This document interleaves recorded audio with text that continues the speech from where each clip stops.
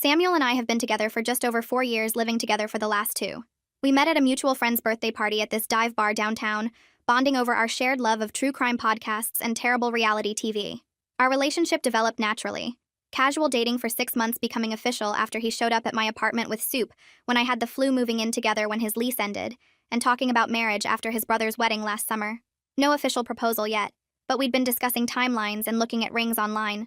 Well, mostly me looking while he made vague comments about when the time is right. About 2 months ago, I got promoted to shift manager at the restaurant where I work. It was a family-owned Italian place that's been around for 20 years, but the promotion came with a decent raise and actual benefits.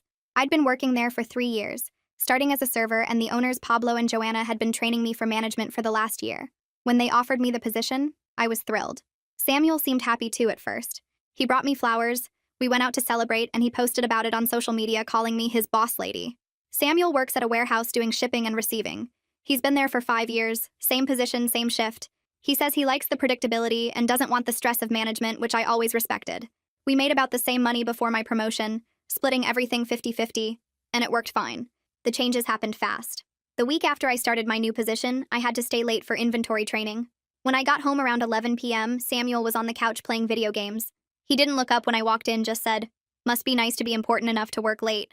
I thought he was joking, so I laughed it off and went to heat up the leftover Chinese food in the fridge. The next morning, I had to go in early for a manager meeting. Samuel was off weekends, and we usually did grocery shopping together on Saturday mornings. When I reminded him I'd be at work, he rolled his eyes. "Right, because you're management now." Again, his tone was weird, but I was running late and didn't have time to address it. That weekend set the pattern for what would come. Every time I mentioned work, he'd make some snide comment. When I told him about implementing a new scheduling system, he said, "Wow, revolutionizing the restaurant industry, are we?" When I came home excited about Pablo teaching me the ordering process, Samuel responded with, "Cool, you're learning to buy food. Groundbreaking stuff." I tried talking to my best friend Jade about it. She said Samuel might be feeling insecure about the changes in our dynamic. She suggested I include him more, make him feel like part of my success. So I started sharing less about the actual work and more about the people, funny customer stories, and harmless gossip about the servers. That seemed to help for about a week. Then came the cooking complaints. Samuel and I had always split cooking duties. Suddenly, everything I made was wrong. The pasta was overcooked, the chicken was dry, and the vegetables were bland. One night, I made tacos, something we'd eaten probably 100 times before. He took one bite and pushed his plate away. "Did you even season this?" When I pointed out it was the same recipe I always used, he said, "Maybe your taste buds are too sophisticated for regular food now." Next came the clothes. I'd bought a few new outfits for work, nothing expensive, just some black pants and blouses from Target that looked more professional than my server uniform. Samuel started making comments every morning. "That shirt makes you look like you're trying too hard. Those pants are too tight for work. Why do you need to dress up to manage a restaurant?" When I explained that Pablo and Joanna expected managers to look professional, he scoffed. "Right, because the restaurant is such a Fortune 500 company." The family dinner incident happened next. At his parents' house for Sunday dinner, I overheard Samuel telling his relatives that my manager title was basically meaningless, that I was just a glorified waitress with keys. He told his uncle that the restaurant made me manager because they needed a woman for diversity, and that I only got promoted because I flirt with the old owners. His cousin later told me Samuel had been saying I act like I'm some CEO, when really I'm serving spaghetti to suburbanites. When his mom congratulated me on the promotion, Samuel interrupted to say, "It's not a real management job, Mom. She just schedules teenagers and counts breadsticks. I handle more responsibility moving freight than she does playing restaurant." The friend comments started 3 weeks into my promotion. Samuel had never had issues with my friends before, but suddenly Jade was toxic. My coworker friend Edward was obviously into you, and my sister was enabling your ego. Then I found out he'd been telling people at his work that I'd threatened to break up with him if he didn't step up career-wise. His coworker pulled me aside at a barbecue to say how sorry he was about the ultimatum I'd given Samuel. I was completely confused until he explained that Samuel had been telling everyone I was pressuring him to get promoted or go back to school, that I'd said he was embarrassing me with his lack of ambition. None of it was true. I had enough of this on the day where I went out for drinks after work with the other managers. When I got home around 10:30, Samuel was sitting in the dark living room. "Have fun with your new important friends?" he asked before I even put my purse down. When I tried to explain it was just work drinks, he launched into a rant about how I was changing, how I thought I was too good for our regular life now, how I was probably looking for someone more on my level. I was too shocked to respond properly. This was Samuel, the guy who'd held my hair back when I got food poisoning, who'd driven 3 hours to pick me up when my car broke down at my parents' house. Where was this coming from? I started paying closer attention to his behavior after that night. He was checking my phone when I was in the shower. He was asking specific questions about male coworkers. He was showing up at the restaurant during my shifts, claiming he was just grabbing takeout but obviously checking up on me. The server started noticing, making jokes about my protective boyfriend. Last Tuesday was when things got really bad. I'd gotten home from my shift around 8 p.m. to find Samuel on the phone in our bedroom. I wasn't trying to eavesdrop, but our apartment is small and his voice carries. She thinks she's such a big shot now, I heard him say. Walking around like she owns the place. Shift manager at a restaurant and she acts like she's running Microsoft or something. I froze in the hallway. He continued. I'm telling you, Jackson, she's completely changed. Nothing I do is good enough anymore. She probably thinks I'm a loser working at the warehouse. She made this face when I told her about the new forklift system we're implementing, like it was beneath her to care about my job. That was a complete lie. I'd been genuinely interested when he'd told me about the new system, had asked questions about how it would make his job easier, but now I was hearing him twist it into something else entirely. And for what? The worst part, Samuel continued, is how she lords it over me. Every story about work is designed to make me feel small.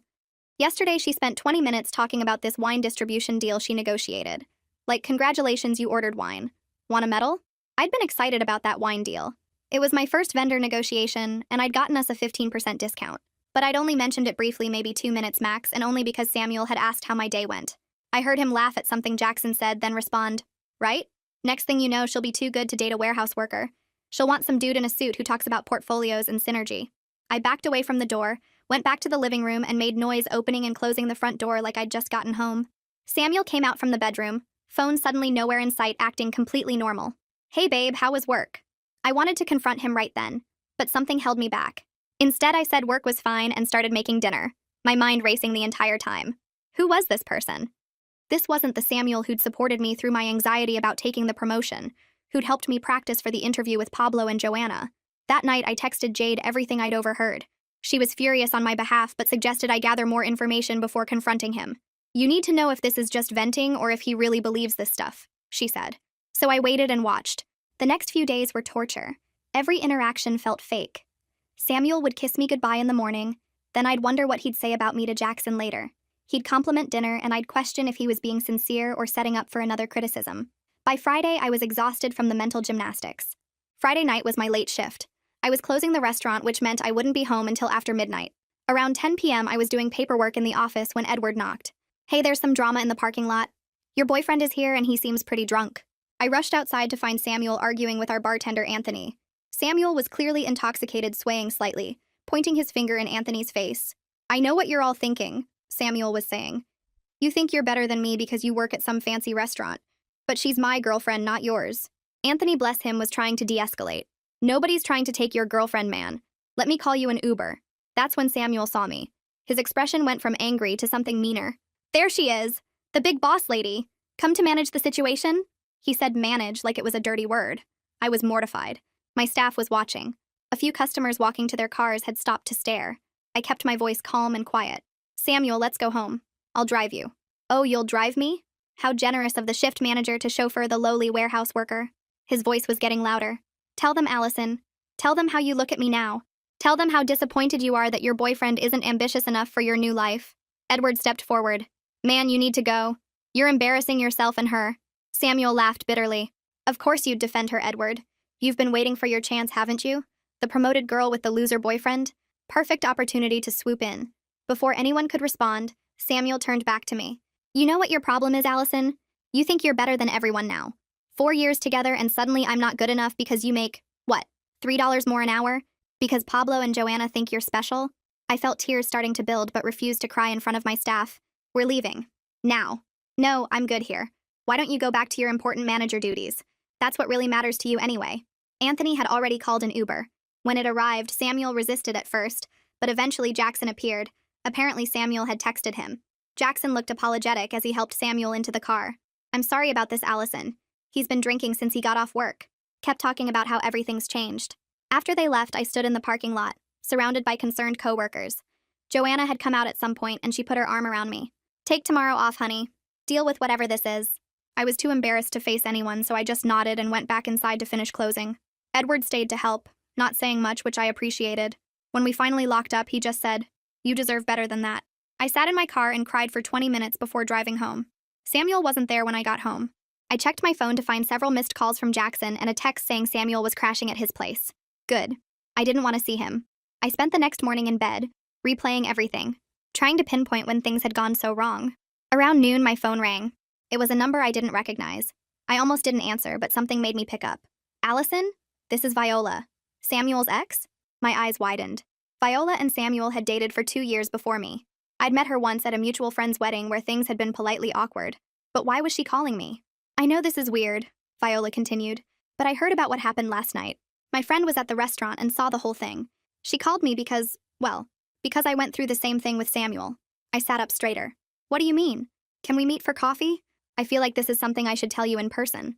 An hour later, I was sitting across from Viola at a Starbucks downtown. She looked good, confident in a way I remembered being intimidated by when we'd met before. She didn't waste time with small talk. When Samuel and I first started dating, I was a cashier at Target. He was already at the warehouse making decent money and seemed so confident and established. Things were great for the first year. Then I got promoted to team lead. She paused, stirring her latte. The day I told him about the promotion, he was so excited. Brought me flowers, posted about it on Facebook, the whole thing. Sound familiar? I nodded, my coffee suddenly tasting bitter. Within a month, he was criticizing everything I did. My clothes were wrong, my cooking was bad, my friends were toxic. He'd make these comments about how retail management wasn't real management, how I was letting the tiny bit of power go to my head. Viola continued. The worst part was how he'd twist everything. I'd come home excited about solving a scheduling conflict, and he'd tell his friends I was bragging about being a boss. I'd mention a sale goal we hit, and suddenly I was obsessed with corporate culture. Did he ever? I started, then stopped, not sure how to phrase it. Show up at my work drunk? No, but he did show up during my shifts constantly, just browsing, but really checking if I was flirting with male coworkers. I broke up with him shortly after I got offered an assistant manager position at a different store. Better hours, better pay, actual opportunity for advancement. Samuel lost it. Accused me of sleeping with my district manager, said I was abandoning us for my career. I hadn't even accepted the position yet. What did you do? I asked, though I suspected I knew the answer. I took the job and left him. He made the breakup hell, told everyone I'd chosen money over love, that I'd become a different person, that success had corrupted me. Some people believed him. She paused. But here's what I learned later. From his brother, actually. Samuel's dad left when Samuel was 15. Just walked out one day. Moved in with a woman from his office who had a better job, better education. His mom struggled for years, working minimum wage jobs while his dad lived in a nice house with his new family. The pieces started clicking together in my mind. Samuel sees any woman's success as a threat, as a countdown to when she'll leave him for someone better. He probably doesn't even realize he's doing it, but he sabotages relationships the moment the dynamic shifts. He'd rather destroy it himself than wait for you to leave him. We talked for another hour. Viola told me about the therapy she'd done after their relationship, how it had taken her months to realize the problem wasn't her success, but his insecurity. She'd moved to town recently for a marketing director position and was engaged to someone who celebrated her achievements instead of feeling threatened by them. I drove home in a daze. Samuel was there sitting on the couch looking hungover and miserable. He started apologizing immediately, the words tumbling out. I'm so sorry about last night. I don't know what came over me. I was drunk and stupid, and Jackson kept buying rounds, and It wasn't just last night, Samuel, I interrupted. It's been 2 months of comments, criticisms, and accusations. Ever since I got promoted. His face changed, defensive mode activating. Oh, so now you're going to make this about your job? Not everything is about your precious promotion, Allison. I heard you on the phone with Jackson. You said I think I'm better than everyone, that I lord my position over you. You lied about how I reacted to your forklift system story. He stood up, pacing now. You don't understand what it's like. Everyone asking me about your promotion, saying how proud I must be, how lucky I am to have such an ambitious girlfriend. Meanwhile, I'm still doing the same thing I've been doing for 5 years. Do you know how that feels? So you decided to tear me down instead of being happy for me? I am happy for you, he shouted, then quieter. I was happy for you. But then you started changing. The new clothes, the after-work drinks, the constant stories about vendor negotiations and staff management. Those are normal parts of my job. I share them because I want to include you in my life. No, you share them to make me feel small, to remind me that I'm just a warehouse worker dating a manager. I thought about what Viola had told me, about Samuel's dad, about patterns and insecurity. Samuel, I have never thought less of you for your job. Ever. But you're thinking less of me for mine. He shook his head. That's not true. You showed up drunk at my workplace and embarrassed me in front of my staff and customers because you can't handle me making $3 more an hour than you. It's not about the money. Then what is it about? He was quiet for a long moment. My brother says you're going to leave me. Says now that you're management, you'll want someone more successful. Someone with ambition and goals. Your brother says, or you think? More silence. I talked to Viola today, I said quietly. His head snapped up. What? Why would you? That's none of her business. She told me this is what you do. The moment a woman in your life gets any kind of success or advancement, you sabotage the relationship. You did it to her, and now you're doing it to me. That's completely different. She changed. She became obsessed with her career. She got promoted to team lead at Target Samuel. Just like I got promoted to shift manager at a family restaurant. Neither of us changed into different people. Your perception changed. He sat back down, head in his hands. You don't understand. My dad. I know about your dad, I said gently. Viola told me. But I'm not him, and you're not your mom. My promotion doesn't mean I'm going to leave you for someone else. Doesn't it, though? He looked up, eyes red. Aren't you already thinking about it? About how you could do better? The truth was I hadn't been thinking about it before. But now, after 2 months of emotional manipulation and public humiliation, I was definitely thinking about it. Not because I could do better career-wise, but because I deserved better treatment-wise. I'm thinking about how my boyfriend of 4 years can't be happy for my success. I'm thinking about how the person who's supposed to support me has spent 2 months tearing me down. I'm thinking about how you've made my promotion, something I worked hard for and am proud of, into something shameful. So you are leaving me. I don't know, I admitted. But I know I can't stay with someone who punishes me for succeeding. Samuel stood up abruptly. I need some air. I'm going to Jackson's. He left without another word. I sat on our couch in our shared apartment, surrounded by 4 years of memories, and wondered how we'd gotten here. The photo from last year's Christmas party was still on the side table. Samuel's arm around me, both of us laughing at something Joanna had said. We looked happy. We were happy, I think. My phone buzzed.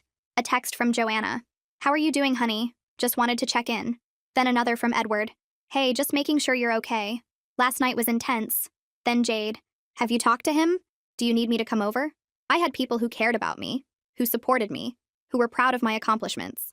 The realization made Samuel's behavior even more stark in contrast. That was a week ago. Samuel stayed at Jackson's for 3 days before coming back to pack some clothes. We've been in limbo since then, technically still together, but not really. He's been staying with his brother, coming by every few days to get things or check the mail. Each interaction is awkward and heavy with things unsaid. Yesterday he texted asking if we could talk. Really talk.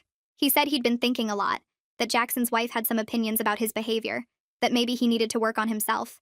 It wasn't quite accountability, but it was closer than anything I'd gotten before. I agreed to meet him tomorrow at the coffee shop where we had our first date. I don't know what I'm going to say. Part of me remembers the Samuel who taught me to drive stick shift with infinite patience, who made me soup when I was sick, who used to brag about me to anyone who'd listen. But that Samuel seems like a different person from the one who stood in my workplace parking lot, drunk and mean, telling everyone I thought I was better than them. Jade thinks I should cut my losses. He showed you who he really is, she says. Believe him. My sister is more cautious. People can change, she says, but they have to want to, and they have to do the work. Joanna, in her wisdom, said, Honey, success shouldn't be something you have to apologize for or minimize. The right person will celebrate your wins, not punish you for them. I know they're all right in their own ways. I know that staying with Samuel means potentially dealing with this again the next time I advance. But I also know that 4 years isn't nothing, that people are complicated, that insecurity can make us cruel in ways we don't intend. The promotion that started all this? I'm good at it. Really good. Pablo is already talking about training me for assistant general manager. The staff respects me, the customers like me, and I've implemented systems that have improved efficiency by 20%. I'm proud of what I've accomplished, and I refuse to diminish that for anyone. Tomorrow, I'll sit across from Samuel at that coffee shop and we'll talk. Maybe he'll surprise me with genuine accountability and commitment to change. Maybe he'll double down and blame me for everything. Maybe we'll both cry and agree that love isn't enough when respect is missing. I don't know how this ends, but I know that I won't apologize for succeeding. I won't make myself smaller to make someone else feel bigger. And I won't stay with someone who sees my growth as a threat, rather than something to celebrate. The saddest part is that if Samuel had just been happy for me, genuinely happy, we'd probably be planning a future together right now. Instead, I'm planning how to separate 4 years of intertwined lives, all because I got promoted to shift manager, and he couldn't handle it. Update. I met Samuel at the coffee shop as planned. He was already there when I arrived, sitting at the same corner table where we'd had our first date. He'd gotten me my usual order, which felt both thoughtful and manipulative, like he was trying to remind me of better times. The conversation started with more apologies. He said Jackson's wife had given him an earful about his behavior. Apparently, she'd gone through something similar with Jackson years ago and threatened to leave if he didn't get his act together. Samuel said it opened his eyes to how toxic he'd been. But here's the thing about apologies. They're only meaningful if they come with changed behavior. When I asked Samuel what he planned to do differently, his answers were vague. I'll be more supportive. I'll work on my insecurity. I'll try to be happy for you. Try. That word stuck with me. Then he said something that made my decision for me. I think we should set some ground rules about your work. Like maybe you don't talk about promotions or raises at home. And you don't go to those after-work drinks without me. That way I won't feel threatened and we can focus on us instead of your career. I actually laughed. Not meanly, just out of sheer disbelief. You want me to hide my success and limit my professional relationships to manage your insecurity? He didn't see the problem with this request. In his mind, it was a compromise. In reality, it was asking me to dim my light so he wouldn't have to deal with his shadows. I ended it there in that coffee shop. 4 years, done over lukewarm lattes, and the realization that he'd rather control me than confront himself. He didn't take it well. He accused me of choosing my barely a career over our relationship. The fact that he still called it that even after everything just confirmed I was making the right choice. The next few days were rough. Moving out of a shared apartment is always complicated, but doing it while navigating hurt feelings and 4 years of accumulated stuff was exhausting. Samuel alternated between begging me to reconsider and sending angry texts about how I'd changed and abandoned him. I eventually had to block his number. Jackson reached out to apologize for his role in everything. Turns out his wife had made him realize how his comments about marriage and being tied down had fueled Samuel's insecurity. He offered to help me move, which was awkward but appreciated. While loading boxes, he mentioned that Samuel's dad had reached out recently, wanting to reconnect after years of silence. The timing wasn't lost on either of us. Viola sent me a supportive text after hearing about the breakup through mutual friends. It gets easier, she said.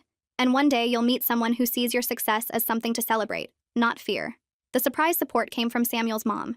She called me last week, said she'd heard about the breakup from Samuel, who'd apparently spun some story about me becoming career-obsessed, but she wasn't buying it. I saw how he acted when you got that promotion, she said. Same way his father acted when I talked about going back to school. Some men can't handle women moving forward. Don't let my son make you feel bad for being ambitious. I'm living with my sister now temporarily while I look for my own place. It's actually been nice having sister time like when we were kids. She makes me laugh, reminds me who I was before Samuel, and celebrates every small win at work like it's a major achievement. I found out through social media that Samuel is already dating someone new, a girl who works at a coffee shop near his warehouse. She's young, seems sweet, and posted about how Samuel brings her lunch sometimes.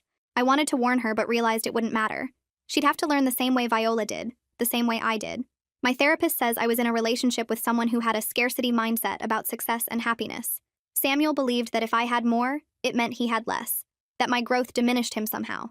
She's helping me understand that I'm not responsible for managing other people's insecurities, that I'm allowed to shine without apology. 3 weeks after the breakup, I ran into Samuel at the grocery store. He was buying those frozen pizzas he practically lived on before we met. I had a basket full of ingredients for a recipe I wanted to try. We made awkward small talk. He mentioned he'd heard about the second restaurant location, said good for you, in a tone that suggested it was anything but good for me. As I walked away, he called out, "Allison?" I turned. "I really did love you," he said. "I just didn't know how to love you and let you grow at the same time." "I know," I replied. And I did know. That was the tragedy of it all. The love was real. It just wasn't enough.